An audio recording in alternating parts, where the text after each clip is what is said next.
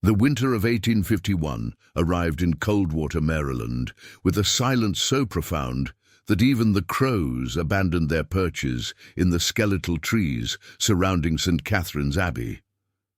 The local farmers spoke in hushed tones about the place, crossing themselves when they passed the iron gates that guarded the stone walls, weathered grey by decades of Atlantic storms that rolled in from the Chesapeake Bay. The wind that swept across the marshlands carried with it a smell of salt and decay, and when it hit the Abbey's walls, it seemed to die there, as if the building itself absorbed all sound and life. Inside those walls, 23 women lived according to rules that promised salvation, but delivered something far darker. Sister Agnes had been Mother Superior for 11 years, and in that time the Abbey had transformed from a place of quiet devotion into something the townspeople could only describe as wrong, though none could articulate exactly why. Old Mrs. Henderson, who delivered vegetables to the Abbey kitchen twice a week, would tell anyone who asked that the place felt like a tomb. The air inside was always cold, she said, even in summer, and the women who lived there moved like ghosts, never speaking unless spoken to, their eyes always downcast, as if they were afraid to see. The few sisters who left did so in the dead of night, their faces gaunt and their eyes holding secrets they would never speak. Most stayed. Most had nowhere else to go. Most had been broken so completely that the outside world seemed more frightening than the prison they inhabited. And it was into this place that Sister Mary Catherine arrived on a January morning, her breath forming white clouds in the frigid air, her small leather trunk containing everything she owned in this world. The coach that had brought her from Baltimore departed almost immediately, the driver eager to be away from the place. She stood alone before the gates, watching the iron bars that seemed to lean inward, as if the Abbey itself was hungry. She was 24 years old, and she believed she was entering a sanctuary. She would learn the truth soon enough, the truth that would haunt her for the rest of her life. The oak door closed behind Mary Catherine with a sound like a coffin lid, the heavy wood scraping against stone, the echo reverberating through the entrance hall, as if the building itself was sighing. The entrance hall stretched before her, illuminated by narrow windows that seemed designed to let in as little light as possible. Dust motes danced in the weak beams that managed to penetrate the gloom, and Mary Catherine noticed that the windows were set deep into the walls, making them more like arrow slits in a fortress than openings meant to welcome sunlight. The stone floor was worn smooth by countless footsteps over what must have been centuries, the depressions in the rock creating uneven pools where shadows gathered. The air carried the scent of old incense mixed with something else, something organic and faintly sweet that made her stomach turn. It reminded her of the smell in her mother's sick room during those final days, the smell of a body slowly failing. A shadow detached itself from the gloom near the staircase, and Mary Catherine felt her heart skip a beat. Sister Agnes moved with a grace that seemed almost unnatural for a woman of her age, which Mary Catherine guessed to be somewhere in her 50s. She glided rather than walked, her black habit making her seem like a piece of the darkness itself, taking human form. She was tall, nearly 6 feet, with a face that might have been beautiful once, but was now carved into an expression of perpetual severity. High cheekbones cast shadows across her hollow cheeks. Her thin lips were pressed into a line that might have been a smile or a grimace. But it was her eyes that made Mary Catherine's breath catch in her throat. They were pale blue, the color of ice on a winter pond, and when they fixed on Mary Catherine, the younger woman felt something cold slide down her spine. Those eyes seemed to see everything, to penetrate through flesh and bone straight into the soul. And what they saw there, Mary Catherine sensed, was not met with compassion, but with a kind of hungry calculation. "Welcome to St. Catherine's, Sister Mary Catherine," Agnes said. Her voice was soft, almost musical, but there was something underneath it that Mary Catherine couldn't identify. A vibration, perhaps, or a quality that made the words seem to echo even in the confined space. "You've come to us seeking purpose. We will give you that and more." Mary Catherine attempted a smile. "Thank you, Mother Superior. I'm grateful for the opportunity to serve." Agnes stepped closer, and Mary Catherine caught the full force of those pale eyes. "Gratitude is unnecessary. Obedience is all we require. You'll find that we maintain certain traditions here, certain disciplines that may seem harsh to those unaccustomed to true devotion. But I assure you, everything we do is in service of a higher purpose." The way she emphasized certain disciplines made Mary Catherine's skin prickle. Before she could respond, another nun appeared from a doorway to the left. This woman was older, perhaps 60, with a network of fine scars across her forecheeks and a haunted quality to her dark eyes. "This is Sister Beatrice," Agnes said. "She'll show you to your cell and explain our routines." Sister Beatrice nodded, but didn't speak. She gestured for Mary Catherine to follow and began walking down a corridor that seemed to narrow as they progressed deeper into the building. The cell was smaller than Mary Catherine had expected, barely 8 feet square, with walls of rough stone that wept moisture in the cold. A narrow cot sat against one wall, its thin mattress lumpy with age and mildew. A wooden chair that wobbled when she touched it stood beside a small table holding a Bible bound in cracked leather and a single candle that had burned down to a stub. The single window was set high in the wall, too high to see out of without standing on the chair, and it was covered with thick iron bars that had rusted to the color of dried blood. The door, she noticed with growing unease, had no lock on the inside, only on the outside. She was not being kept safe, she was being kept. Sister Beatrice stood in the doorway, her hands clasped so tightly that her knuckles were white as bone. She opened her mouth as if to speak, then closed it again, her teeth clicking together. Her dark eyes darted to the corridor behind her, checking for observers, and Mary Catherine saw naked fear in them. Finally, in a voice barely above a whisper that seemed to scrape at the edges of sound, she said, "Don't ask questions. Don't contradict Mother Superior. Do exactly as she says when she says it, without hesitation or thought. The midnight prayers are the worst. When they come, try to keep your mind on something else, something from before, something that proves you existed before this place, because after a while you'll start to forget.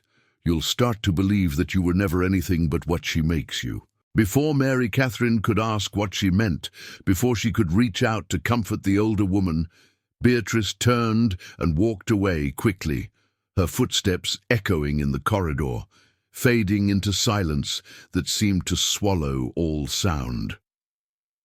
Mary Catherine sat on the cot, which was hard as stone and covered with a single thin blanket.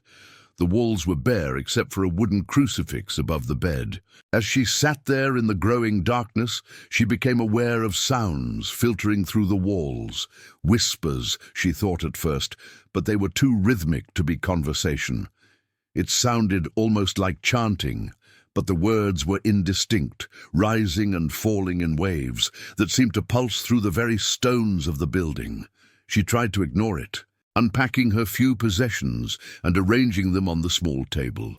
A photograph of her mother, who had died 3 years ago, a pressed flower from her family's garden, now brown and fragile. A letter from her brother, warning her not to shut herself away from the world. She had ignored his advice, believing that the religious life would give her the peace and purpose she craved after her mother's death. Now, sitting in this cold cell with the strange chanting filtering through the walls, she wondered if she had made a terrible mistake. That night, Mary Catherine was awakened by the tolling of a bell. She fumbled for the candle, but before she could light it, her door swung open. Sister Agnes stood there holding a lantern that cast her face in sharp relief, all shadows and angles. "It's time for midnight prayer," Agnes said. "Come." Mary Catherine dressed quickly, and followed Agnes down the corridor. Other sisters were emerging from their cells, moving like sleepwalkers in the dim light. She counted 12 of them, including herself and Beatrice. The others kept their eyes downcast, their faces expressionless. They descended a staircase that spiraled down into what Mary Catherine assumed was the basement. The air grew colder with each step, and damper. Water seeped through cracks in the stone walls. The staircase seemed to go on forever, down and down, until Mary Catherine lost all sense of how far below the surface they must be. Finally, they emerged into a large chamber. The ceiling was vaulted, supported by thick pillars carved with religious imagery that had been worn almost smooth by age and moisture. The floor was natural stone, uneven and treacherous.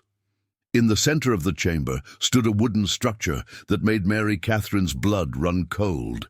It was a cage, large enough to hold a person, suspended from the ceiling by heavy chains. And inside it, kneeling with her head bowed, was a nun Mary Catherine hadn't seen before. The woman's hands were bound behind her back, and even from a distance, Mary Catherine could see that she was trembling. Agnes led them to form a circle around the cage. The lantern light created monstrous shadows on the walls, making the carved pillars seem to writhe and shift.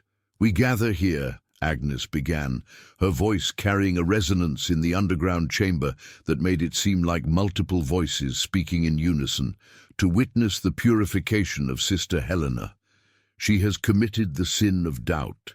She has questioned the path we walk, and so she must be reminded of her purpose." The other nuns began to chant, their voices low and monotonous. Mary Catherine couldn't make out the words, but the sound of it made her head ache. Agnes walked slowly around the cage, her fingers trailing along the bars. Sister Helena flinched at the touch, but didn't raise her head. "Doubt is a poison," Agnes continued. "It corrupts the soul. It separates us from God's grace. Sister Helena has allowed this poison to take root in her heart. She has spoken words of rebellion. She has forgotten that true freedom comes only through absolute surrender." Mary Catherine wanted to speak, wanted to ask what Sister Helena had actually done, but she remembered Beatrice's warning, "Don't ask questions, don't contradict Mother Superior." The chanting grew louder, and Agnes produced a key from somewhere in her robes. She unlocked the cage and helped Sister Helena out. The woman could barely stand. Her legs shook, and Mary Catherine realized with horror that she had been kept in that cage for some time, long enough for her muscles to atrophy.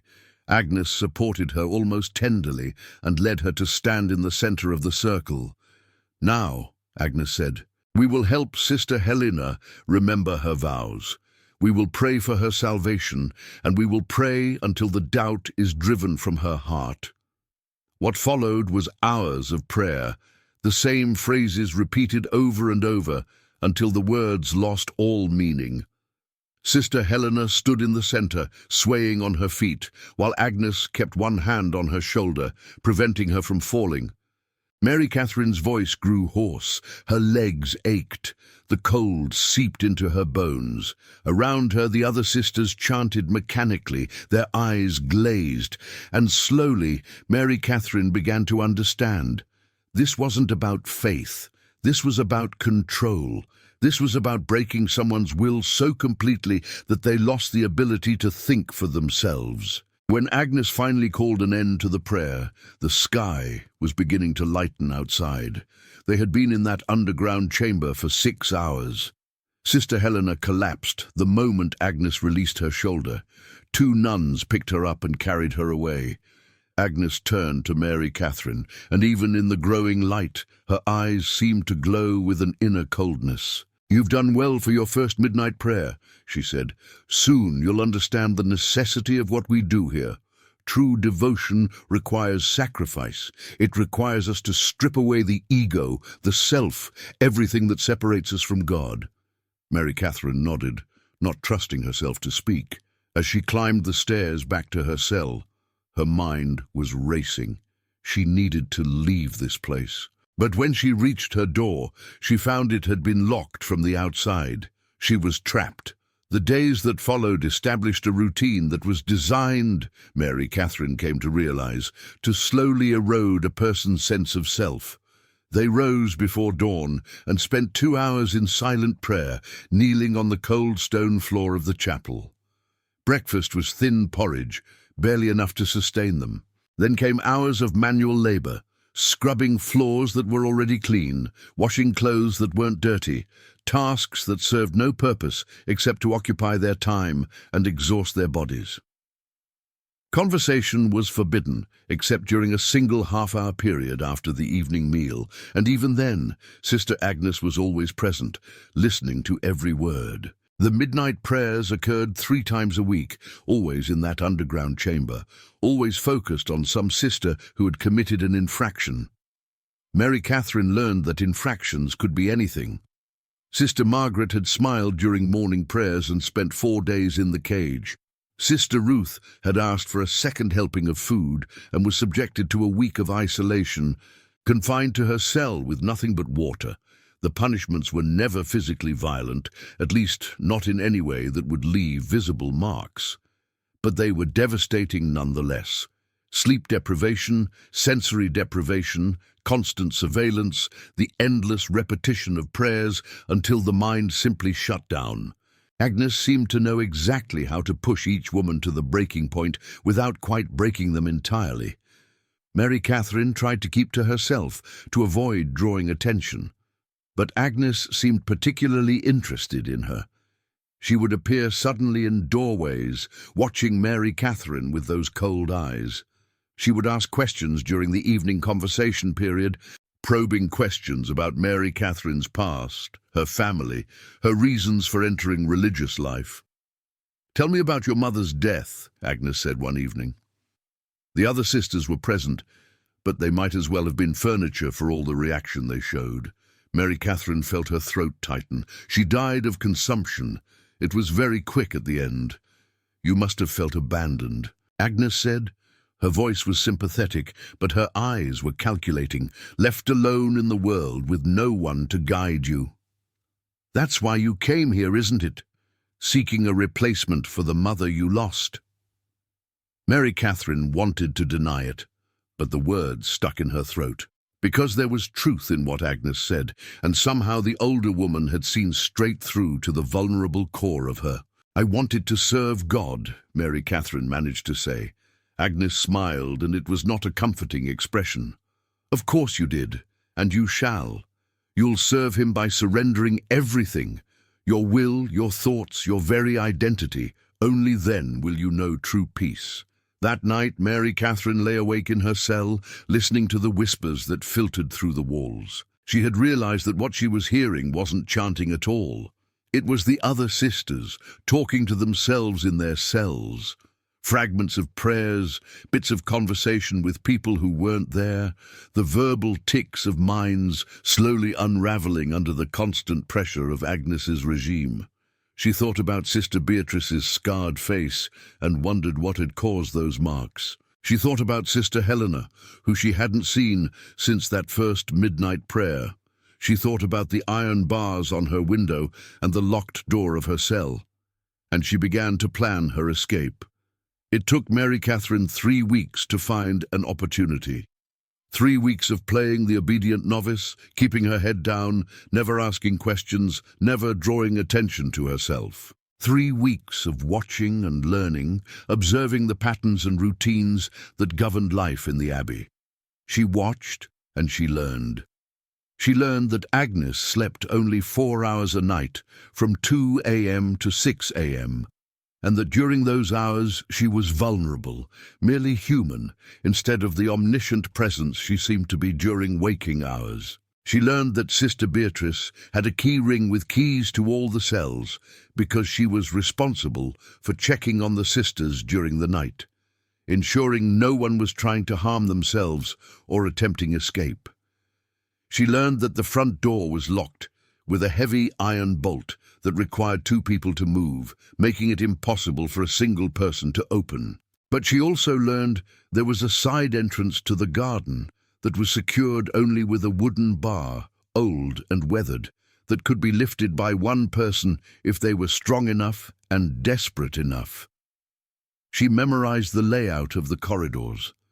She noted which floorboards creaked and which were silent. She observed that on nights when there was no midnight prayer scheduled, Agnes's routine was more predictable, and the Abbey fell into a deeper silence, as if the building itself exhaled and relaxed slightly. On one such night, when the moon was dark and clouds covered the stars, Mary Catherine made her move.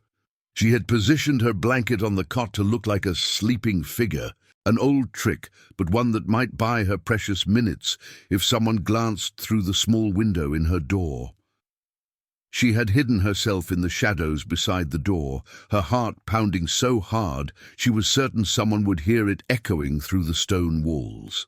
When Beatrice's footsteps approached in the corridor, making her nightly rounds with the regularity of a clock, Mary Catherine held her breath. The key turned in the lock, the door swung inward. Beatrice entered, her lantern held high, and for a moment Mary Catherine thought her makeshift dummy had fooled the older woman. But then Beatrice turned, and their eyes met in the dim light. She didn't want to hurt the older woman, but she had no choice. She grabbed Beatrice from behind, covering her mouth to muffle any sound. Beatrice struggled for a moment, then went still. "Please," Mary Catherine whispered, "I need to leave. I can't stay here anymore." Beatrice turned in her arms, and in the faint moonlight coming through the high window, Mary Catherine could see tears streaming down the older woman's face. She nodded once, then reached into her robes and pulled out a key ring. She pressed it into Mary Catherine's hand. "The garden door," Beatrice whispered. "Go quickly, before the bells toll 3. Mary Catherine wanted to ask why Beatrice didn't come with her, but she knew the answer. Beatrice had been here too long. Whatever Agnes had done to her had broken something fundamental. She had nowhere else to go, no identity outside these walls. Mary Catherine squeezed her hand once, then slipped into the corridor. The Abbey was dark and silent. She moved as quietly as she could, keeping to the shadows, her heart pounding so hard she was sure someone would hear it. Every sound made her freeze, the creaking of old wood, the whisper of wind through cracks in the walls, the distant sound of someone crying. She found the door to the garden and lifted the wooden bar. The cold night air hit her face like a blessing. She ran across the garden, her feet crunching on frost-covered grass, heading for the wall she had spotted during their brief outdoor periods. It was old stone, crumbling in places.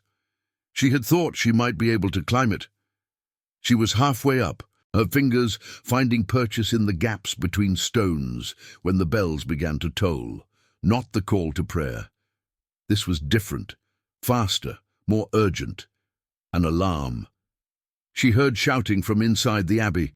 She climbed faster, her hands bleeding from the rough stone, her breath coming in gasps. She reached the top of the wall and looked down at the other side. It was a 12-foot drop to the ground below. She didn't hesitate. She jumped. The impact knocked the breath from her lungs and sent a spike of pain through her ankle. She lay there for a moment, stunned, then forced herself to her feet. She could see lights moving behind the Abbey windows. They were searching for her. She ran into the woods that bordered the property, ignoring the pain in her ankle, ignoring the branches that tore at her face and hands. She ran until her lungs burned and her legs gave out, and then she collapsed behind a fallen tree and waited for dawn. Hours passed. She heard voices in the distance, searchers calling to each other, but they didn't come close to her hiding place. As the first light of dawn filtered through the trees, Mary Catherine allowed herself to believe that she might actually escape. She was wrong. The hand that closed over her mouth came from nowhere, materializing out of the pre-dawn darkness like something from a nightmare. Mary Catherine tried to scream, tried to fight, but she was exhausted from running. Her ankle throbbed with pain from the jump off the wall, and whoever held her was strong. Iron strong despite the gentleness of their grip. She was dragged backward, through the undergrowth, through brambles that tore at her habit, back toward the Abbey that she had fought so hard to escape. "No," she tried to say against the hand covering her mouth, the word muffled and desperate. "No, please, not back there, anything but back there." Then she heard a familiar voice, rough with emotion and urgency. "Be silent, girl. You'll bring them down on both of us. They're close, closer than you know." The hand released her, and Mary Catherine spun around to find Sister Beatrice standing there, wrapped in a dark cloak that made her nearly invisible in the forest gloom. The older woman looked different out here, away from the Abbey's oppressive walls. Younger, somehow, more alive. Her eyes held a clarity that Mary Catherine had never seen within the Abbey, as if the very air of that place had been clouding her vision. "Come," Beatrice said, grabbing Mary Catherine's arm and pulling her deeper into the woods, away from the voices that were calling out through the trees. "We don't have much time. They'll search these woods thoroughly. Agnes doesn't like losing her possessions, and that's what she considers all of us. Property, tools to be used." "But I thought you wanted me to escape," Mary Catherine said, stumbling over roots and rocks as Beatrice led her through the darkness with the sure-footedness of someone who knew these woods well. "I thought the key was meant to help me. You escaped. That's good. You got farther than most do, but you can't go to the town. Agnes has connections there. The sheriff, Marcus Brennan, sends her his problematic wife every few months for reformation. The mayor owes her money he can never repay. Half the merchants send her their daughters, their wives, any woman who causes trouble, who speaks too freely, who questions the natural order of things. And in return, she gives them gold, real gold, coin of the realm. She makes their problems disappear and takes their money and their troublesome women all at once." Mary Catherine stared at her, trying to process this information. Gold? From where? How does a nun in a remote abbey have access to such wealth? Beatrice's expression was grim in the growing light, her scarred face showing the pain of decades of servitude and complicity. "Where do you think? The women who come here, they don't all come empty-handed. Some bring dowries that were meant for marriages that never happened. Some bring inheritances from dead parents or wealthy relatives. Some bring jewelry passed down through generations, diamonds and pearls and gold chains that have been in families for 100 years. Agnes takes it all.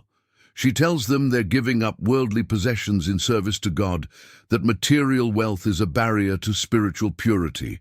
She makes it sound holy, makes it sound like they're being liberated. Then she sells it quietly through intermediaries in Baltimore and Philadelphia. She invests the money. She builds her power. She owns half the businesses in Coldwater now, the mill, the general store, 3 of the farms. She owns the people. She owns their secrets and their debts and their fears." Mary Catherine felt sick, her stomach churning with the realization of how extensive Agnes's corruption truly was. This wasn't just psychological abuse. This was organized crime, dressed up as religious devotion. "But why?" Mary Catherine asked, her voice breaking. "Why does she do this? What does she want?" Beatrice looked back toward the Abbey, barely visible through the trees but looming over them nonetheless. A dark presence that seemed to extend beyond its physical boundaries. Power, control, the certainty that comes from having people completely under your thumb. She believes, truly believes, that she's creating perfect servants of God, women who have been stripped of all ego and self-will, who exist only to serve. But really she's just destroying people, making them into empty vessels she can fill with her own desires, her own will, her own twisted version of faith. I was one of the first, 20 years ago, when I was just 30 years old. I came here seeking God, seeking peace after my husband died. I thought I would find sanctuary. Instead, I found Agnes. By the time I understood what she was doing, what I was becoming, I was already broken. The scars on Beatrice's face caught the dawn light, and Mary Catherine saw them clearly for the first time. They were deliberate, patterned, like someone had held a heated object to her skin in specific places. "What happened to you? How did you get those scars?"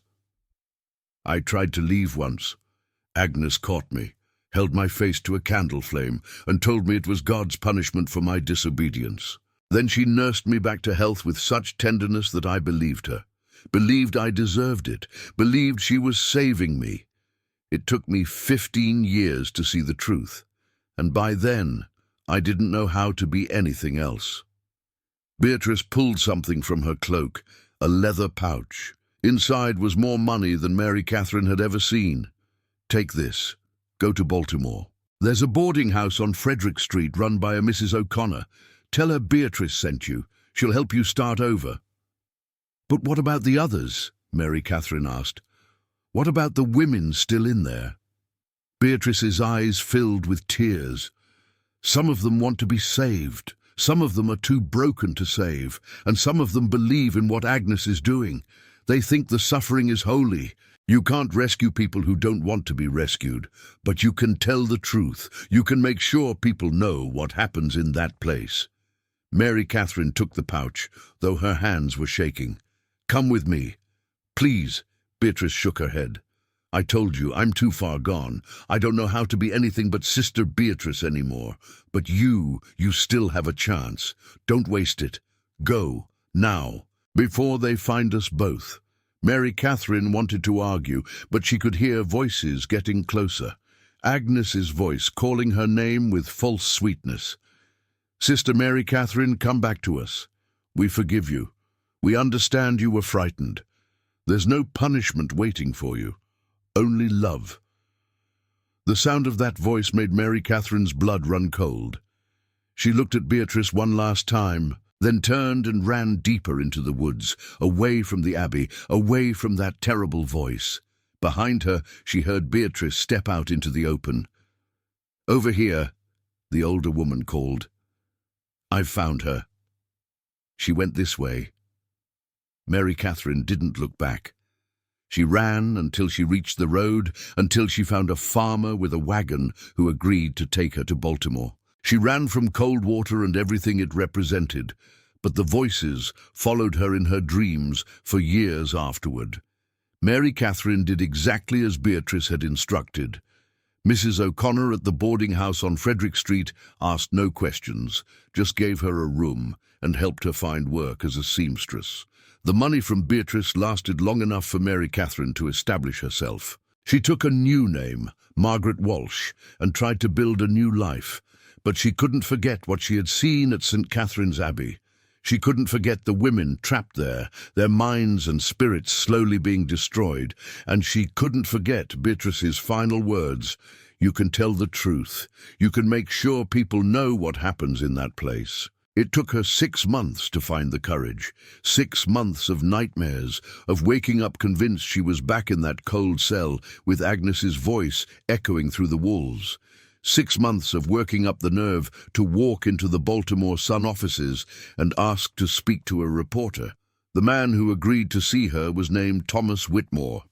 He was in his 40s, with ink-stained fingers and a skeptical expression that softened as Mary Catherine told her story. She told him everything: the midnight prayers in the underground chamber, the cage, the sensory deprivation, the way Agnes broke women down systematically, stripping away their identities until they were nothing but obedient shells. The gold and jewelry taken from the women and used to build Agnes's empire of control, the connections to local authorities that kept anyone from investigating. Whitmore listened without interrupting, taking notes. When she finished, he sat back in his chair and studied her face. "That's quite a story, Miss Walsh. If even half of it is true, it's criminal. But I'll need proof. I can't publish accusations based solely on one person's account. I can take you there," Mary Catherine said. "I can show you the underground chamber, the cells, everything. I know the layout." But Whitmore was shaking his head. "If this Agnes is as connected as you say, walking up to the front door would be suicide. We'd be turned away before we got past the gate. And if she has the local sheriff in her pocket, We couldn't count on legal protection. What we need is for other women to come forward, women who can corroborate your story. Do you know anyone else who left the Abbey? Mary Catherine thought of Beatrice and felt a pang of grief. The woman who helped her escape was still trapped there, still choosing to stay in her prison. But she had mentioned that other women had left over the years. Most stayed. Most had nowhere else to go. The ones who left did so in the dead of night, their faces gaunt and their eyes holding secrets they would never speak. But they were out there, somewhere. Over the next 3 months, Mary Catherine and Thomas Whitmore tracked down 7 women who had been at St. Catherine's Abbey at various points over the past decade. It wasn't easy. Some had changed their names, like Mary Catherine trying to leave their past behind them. Some had moved to distant cities, putting as much space between themselves and Coldwater as possible. Some were reluctant to talk about their experiences, as if speaking the words aloud might somehow pull them back into that place, back into Agnes's orbit. The first woman they found was living in Philadelphia under an assumed name, working in a laundry and sleeping in a boarding house that smelled of lie and desperation. She broke down crying when Mary Catherine mentioned the Abbey, her hands shaking so badly she couldn't hold her teacup. It took 3 visits before she would tell them anything, and even then, she would only speak in whispers, constantly looking over her shoulder as if Agnes might appear in the doorway. Another woman had married shortly after leaving the Abbey, as if she needed the protection of a husband to feel safe. But her husband told Whitmore that she had nightmares every night, that she would wake up screaming about cages and darkness, and voices that wouldn't stop. A third had turned to alcohol, trying to drown the memories in whiskey and gin. She was living on the streets of Washington, D.C. when they found her, barely recognizable as the young woman who had entered the Abbey 6 years before. But eventually, a picture emerged, a pattern of systematic psychological abuse that Agnes had refined over the years. The techniques she used were consistent across different victims, varied only in their intensity and duration, the isolation that made women forget what it felt like to be part of the world. The sleep deprivation that made them question their own perceptions of reality, the constant surveillance that made them paranoid and unable to trust even themselves, the unpredictable punishments that kept everyone in a state of perpetual anxiety, never knowing when they might be the next one singled out for correction. The way Agnes would alternate between cruelty and kindness, creating a dependency that made it almost impossible for her victims to leave, because even as they feared her, they craved her approval. One woman, a former sister named Eleanor, who now worked as a schoolteacher in Philadelphia, broke down completely when describing her time at the Abbey. "She held me in that cage for 2 weeks, Eleanor said, her hands shaking as she held a teacup. 2 weeks with barely any food or water. I couldn't stand. I couldn't lie down properly. And all the while, Agnes would come and pray over me. She'd tell me she was saving my soul, that the suffering was necessary, that God demanded it. By the end, I would have done anything she asked. I would have hurt myself if she'd told me to. That's what she does. She breaks you down until there's nothing left, and then she builds you back up in her image." Another woman, Sarah, had been one of the first sisters at the Abbey, arriving shortly after Agnes became Mother Superior. She was 70 now, living in a charity home in Washington, D.C., and her memories of that time were fragmented. But what she did remember was damning. "There was a girl," Sarah said, staring out the window of her small room. "Her name was Catherine. Pretty thing, couldn't have been more than 19. She started asking questions about where the money was going, why we never saw the church officials that were supposed to be overseeing us. Agnes said she was being corrupted by pride. Put her in the cage for 3 days. The girl was never the same after that. Started talking to herself, seeing things that weren't there. One night she ran into the woods. They found her body in the stream a week later, drowned. Agnes said it was suicide, that Catherine had been possessed by demons. But I always wondered, Mary Catherine felt her blood run cold. How many others? How many women had died at that abbey, their deaths covered up or attributed to accidents or suicide? Sarah couldn't say for certain, but she estimated at least 5 during the 11 years Agnes had been in charge.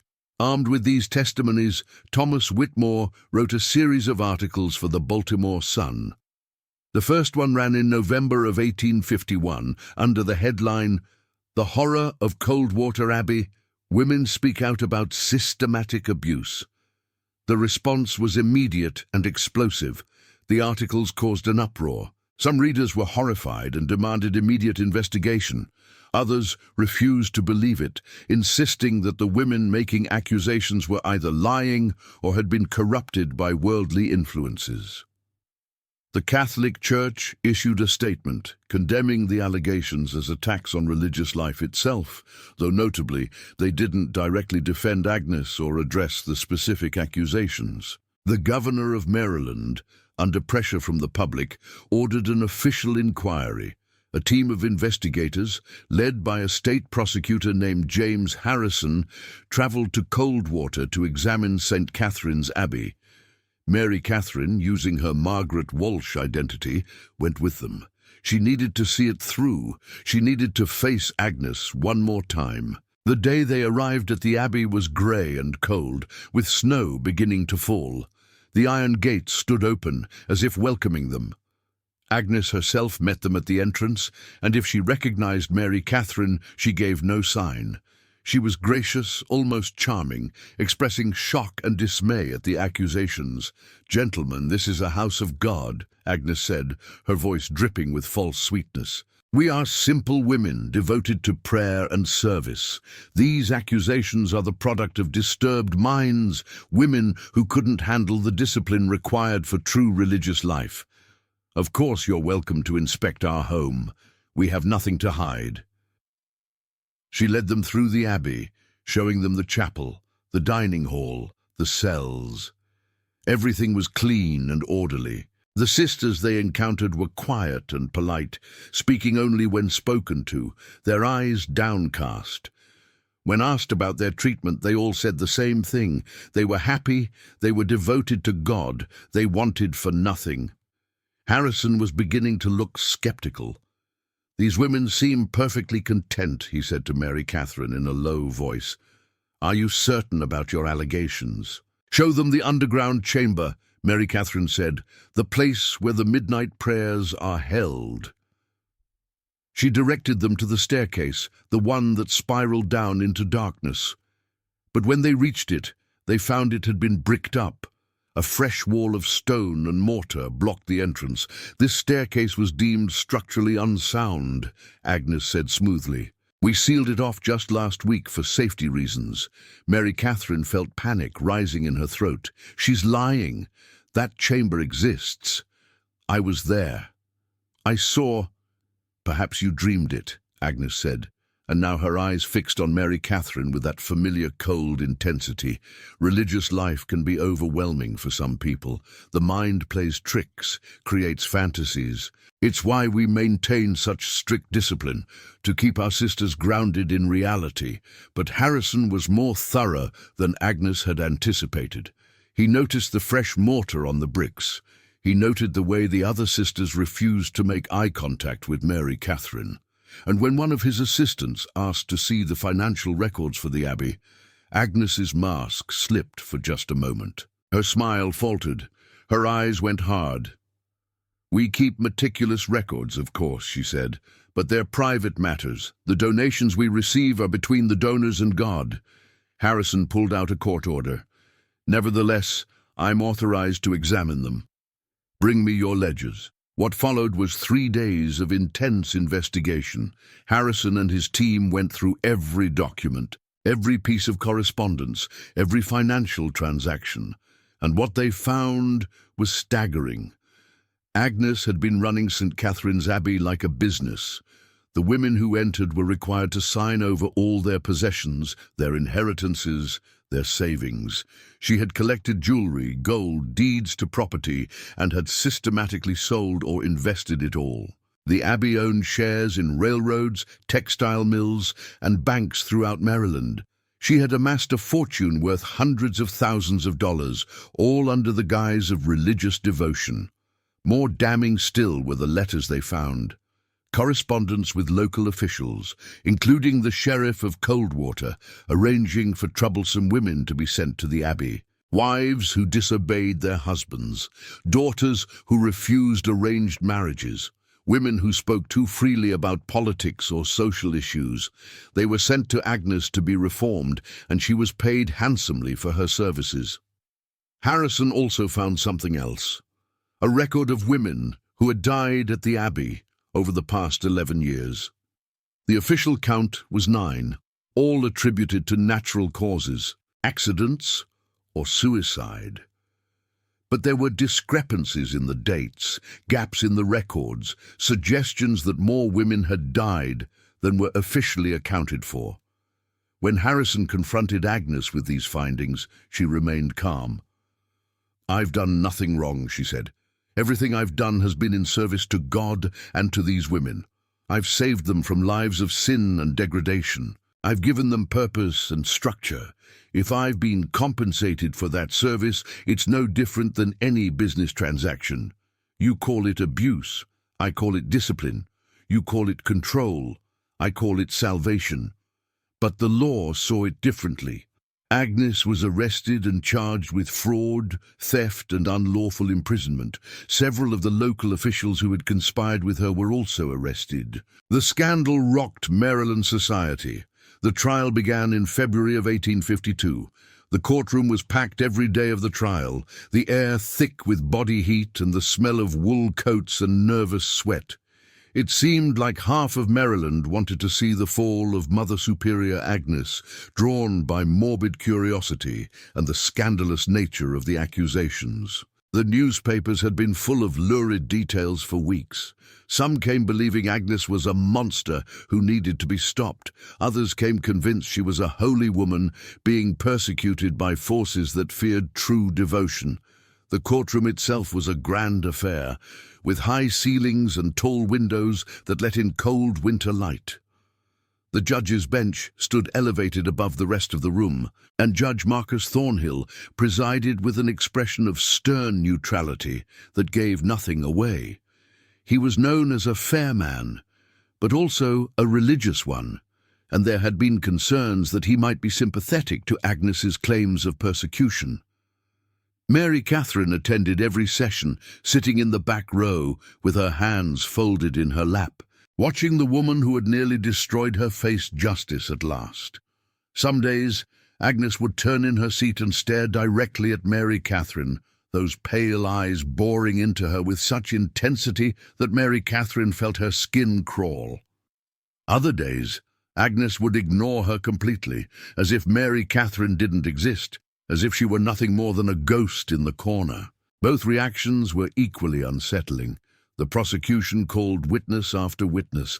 The 7 women who had come forward with their stories testified in excruciating detail about the psychological torture they had endured. Financial experts testified about the massive fraud Agnes had perpetrated. A doctor examined several of the women still living at the Abbey and testified that they showed signs of severe malnutrition, sleep deprivation, and psychological trauma. But Agnes's defense was cunning. Her lawyer, a silver-tongued man named Cornelius Blackwood, painted Agnes as a devout woman who had been misunderstood. He argued that everything she had done was within her rights as a religious superior. The women had entered the Abbey voluntarily. They had signed documents giving up their possessions of their own free will. The discipline she maintained was no different from that of any other religious order. As for the deaths, Blackwood produced doctors who testified that all 9 women had died of natural causes or by their own hand. There was no evidence of foul play. It was simply tragic coincidence that so many had died in such a short period. The trial dragged on for weeks. Mary Catherine watched as the jury grew more and more divided. She could see it in their faces. Some were convinced of Agnes's guilt. Others believed she was being persecuted for her faith. The turning point came when Sister Beatrice took the stand. Mary Catherine hadn't known she would be called as a witness. She sat forward in her seat, her heart pounding, as the older woman walked to the witness box. Beatrice looked even older than Mary Catherine remembered, her scarred face drawn with exhaustion. But when she raised her right hand to swear her oath, there was a strength in her eyes that hadn't been there before. The prosecutor, a man named William Chambers, approached her gently. "Sister Beatrice, how long were you at St. Catherine's Abbey?" 20 years, Beatrice said. Her voice was quiet but clear. "And during that time, what was your experience?" "It was hell," Beatrice said simply. "Mother Superior Agnes is a monster who hides behind the face of a saint. She destroys women. She breaks them down piece by piece until there's nothing left but obedience. I know because I helped her do it." The courtroom erupted in whispers. The judge called for order. Chambers waited until the room was quiet again. "You helped her. I was her right hand for most of those 20 years, Beatrice said. Her tears were flowing now, but she didn't wipe them away. "I checked on the women in their cells. I helped administer the punishments. I kept the other sisters in line. I did terrible things, and I told myself I was doing them for God. But I was doing them for Agnes, because she had broken me so thoroughly that I couldn't imagine any other life." The prosecutor asked her to describe the methods Agnes used. Beatrice did, in clinical detail that was somehow more horrifying than the emotional testimony of the other witnesses. The sleep deprivation cycles, the isolation techniques, the way Agnes would starve women for days and then feed them while showering them with praise, creating a Pavlovian response, the manipulation of religious guilt. The gaslighting that made women doubt their own perceptions and memories. She would tell them that their suffering was holy, Beatrice said, that God demanded it, that the more they suffered, the closer they were to salvation.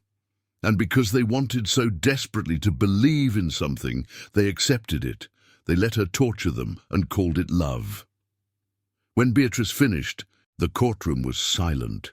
Even Blackwood seemed shaken, but he recovered quickly when it was his turn to cross-examine. "Isn't it true, Sister Beatrice, that you yourself suffer from mental instability? That you've been treated for delusions?" "I've been treated for the trauma Agnes inflicted on me," Beatrice said. "If that makes me unstable, so be it." "And isn't it true that you helped Mary Catherine Walsh escape from the Abbey? That you gave her money? That you have reason to be hostile toward Mother Superior Agnes?" "Yes, to all of that," Beatrice said. "I helped Mary Catherine because she deserved freedom. I gave her money because Agnes had stolen it from the women who came to the Abbey, and I wanted at least some of it to do good. And yes, I'm hostile toward Agnes. I spent 20 years under her control, and I will spend the rest of my life trying to atone for the things I did at her command." Blackwood tried to discredit her further, but Beatrice refused to be shaken. She answered every question calmly, admitting her own guilt, but never wavering in her accusations against Agnes. When she finally stepped down from the witness stand, she looked directly at Mary Catherine and nodded once. Mary Catherine felt tears streaming down her face. The jury deliberated for 2 days. When they finally returned, the courtroom was so packed that people were standing in the aisles. Agnes sat at the defense table, her face a mask of serene confidence. She seemed certain that she would be acquitted. The foreman of the jury stood. "We find the defendant, Mother Superior Agnes Blackwood, guilty on all counts." The room exploded in noise. Some people cheered, others cried out in protest. Agnes's face went white, then red. She stood, her hands gripping the table so hard that her knuckles were white. "This is a travesty," she shouted, her composure finally cracking. "I did nothing wrong. I saved those women from lives of sin. I gave them purpose. I gave them God. You're condemning me for doing God's work." The judge banged his gavel. "The defendant will be silent." Mother Superior Agnes, you've been found guilty of fraud, theft, and unlawful imprisonment. You've abused your position of trust. You've caused immeasurable harm to vulnerable women, and you've done it all while claiming to act in the name of God. That may be the worst crime of all. I sentence you to 30 years of hard labor in the Maryland State Penitentiary." Agnes screamed then, a sound of pure rage that sent chills down Mary Catherine's spine. She lunged toward the prosecution table, but the bailiffs grabbed her. As they dragged her from the courtroom, she turned her head, and her eyes found Mary Catherine in the crowd. "You!" Agnes hissed. "You did this. You betrayed us. You'll never know peace. You'll never know freedom. You're bound to me forever." Mary Catherine stood and looked Agnes directly in the eyes. "No," she said, her voice clear and strong. "I'm free, and so are all the women you tried to destroy." Agnes was still screaming as they took her away. But Mary Catherine felt nothing but relief. It was finally over. In the months that followed the trial, St. Catherine's Abbey was shut down permanently. The remaining sisters were relocated to other convents or helped to reintegrate into secular society. The building itself stood empty for years before being torn down in the 1860s. The stone was used to build a school for girls, a fitting repurpose of a place that had been used to imprison women. Mary Catherine, no longer needing to hide behind the name Margaret Walsh, returned to using her real name. She married Thomas Whitmore, the reporter who had helped her expose Agnes. They had 3 daughters together. She never spoke publicly about her time at the Abbey again, but she dedicated her life to helping women who had escaped from abusive situations. She founded one of the first shelters for women in Baltimore, funded in part by the money Beatrice had given her. Sister Beatrice lived another 10 years after the trial. She never returned to religious life, instead working as a nurse in Baltimore. She and Mary Catherine became close friends. On her deathbed, Beatrice told Mary Catherine that helping her escape had been the first truly free choice she had made in 20 years, and that everything after that had been a gift. Agnes served 15 years of her sentence before dying in prison in 1867. The official cause of death was listed as pneumonia, but the prison records noted that she had spent her final years in near-constant isolation, having attacked several guards and other prisoners. The psychological techniques she had used to control others didn't work on people who hadn't entered her world voluntarily. In prison, she was just another inmate, stripped of the religious authority that had given her power. She died alone, unmourned, and was buried in an unmarked grave. The lessons of Coldwater Abbey rippled through Maryland society for decades. The case led to reforms in how religious institutions were overseen. The Catholic Church implemented stricter guidelines for convents and abbeys. The practice of sending troublesome women to be reformed by religious authorities fell out of favor. But perhaps the most important legacy was the conversation it started about freedom, control, and the ways that people in positions of authority can abuse their power. Mary Catherine wrote a book about her experience in 1875, 24 years after her escape. She called it The Chains We Choose, a survivor's account of Coldwater Abbey. In the introduction she wrote, "We think of freedom as the absence of physical chains, but the chains of the mind are far stronger. Agnes never needed to physically restrain us. She made us believe that our imprisonment was salvation, that our suffering was holy, that our loss of self was the path to God. The cruelest form of tyranny is the kind that makes you complicit in your own oppression, that convinces you that you are choosing your chains. True freedom requires not just the opening of doors, but the courage to walk through them. It requires the ability to think for yourself, to question authority, to recognize when someone is using your faith or your fears or your loneliness to control you. The women of Coldwater Abbey were not weak. They were not foolish. They were human beings seeking meaning in a world that had hurt them, and they fell prey to someone who promised them purpose but delivered only pain. We must be vigilant against those who would take away our freedom in the name of saving us. We must question anyone who demands absolute obedience. We must never allow our desire for certainty to override our capacity for independent thought. The price of freedom is eternal vigilance, and we must be willing to pay it. Mary Catherine lived to be 78 years old. She died in 1905, surrounded by her daughters and grandchildren. Her obituary in the Baltimore Sun called her a champion of women's rights and a crusader for justice. But those who knew her best said that what she really was a survivor who had refused to let her trauma define her. The story of Coldwater Abbey became a cautionary tale passed down through generations. The building itself was gone, but the memory lingered. People in Maryland spoke of it in hushed tones, a reminder that evil doesn't always wear a monstrous face. Sometimes it wears a habit and speaks in soft, reasonable tones about salvation and discipline and the greater good. And sometimes the greatest act of rebellion is simply to walk away, to choose freedom even when freedom is terrifying, to refuse to accept that suffering is the same as holiness.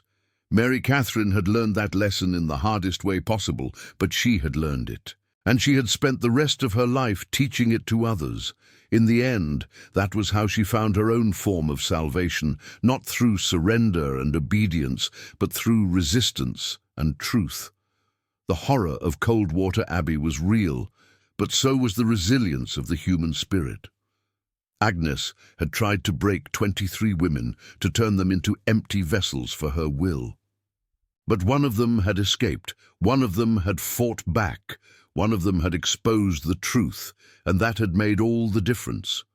The legacy of Mary Catherine and the women of Coldwater Abbey lives on today in the work being done to protect vulnerable people from those who would exploit them, in the laws that govern religious institutions, in the conversations we have about autonomy and consent and the nature of freedom itself. Agnes believed that true devotion required the complete surrender of self. Mary Catherine proved that true devotion, true faith, true strength requires exactly the opposite. It requires the courage to be yourself, to think for yourself, to choose for yourself, even when the choice is hard, even when the choice is scary, even when the choice means walking away from everything you thought you wanted in search of something better. Freedom is never given, it must be claimed. Mary Catherine claimed hers on a January night in 1851, when she climbed over a stone wall and ran into the darkness.